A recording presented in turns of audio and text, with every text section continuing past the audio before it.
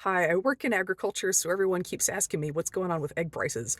Bird flu is definitely part of it. Boy, would love to unpack that with you. But if you're asking about prices, that's more than just bird flu. That's bird flu and markets. This isn't the first time that we've had bird flu outbreaks and egg prices go up, is it?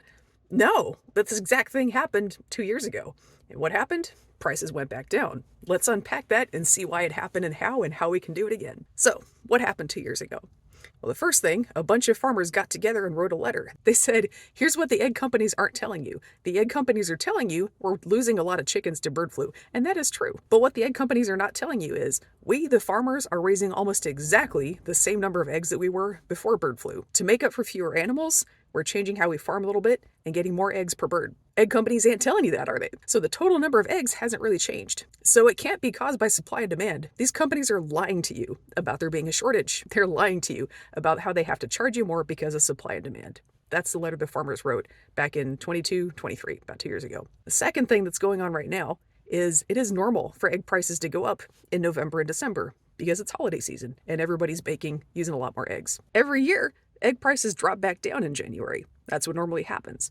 And even 2 years ago, when egg prices were crazy super high because of all the egg companies blaming bird flu, prices still went down in January. Is that because demand went down? A little bit. But demand also didn't drop any more than it does in a normal year, every January. And it wasn't a drop in bird flu outbreaks that made price go down either because, again, bird flu didn't make them go that high in the first place. So what did happen in January 2 years ago that made the prices go down? Well, after farmers wrote that letter, the White House and FTC started making noise about antitrust action. They said, egg companies, we heard you've been price gouging. You're just overcharging and you're using bird flu as an excuse. We see you. The fact that you can play with prices like that tells us that there's not enough competition happening in the egg market. That tells us that we're supposed to step in and break y'all up until there is competition again and egg prices get normal again, because that is how free markets work. If there's not enough competition for competition to keep prices low, that's when the government is supposed to step in. And that's all the federal government had to do. FTC didn't have to do anything beyond that because just threatening antitrust action is often enough to get companies to back off. The egg companies suddenly realized, oh, we have flown too close to the sun, and that's how egg prices went back down to normal last time. I know a lot of people voted for our current president because he said, I'm going to make egg prices go down. Well, the way you do that is you put people in federal government that believe in competition, who don't let companies get away with price fixing. Here's the cool thing. Trump appointed people who pledged to not interfere with companies,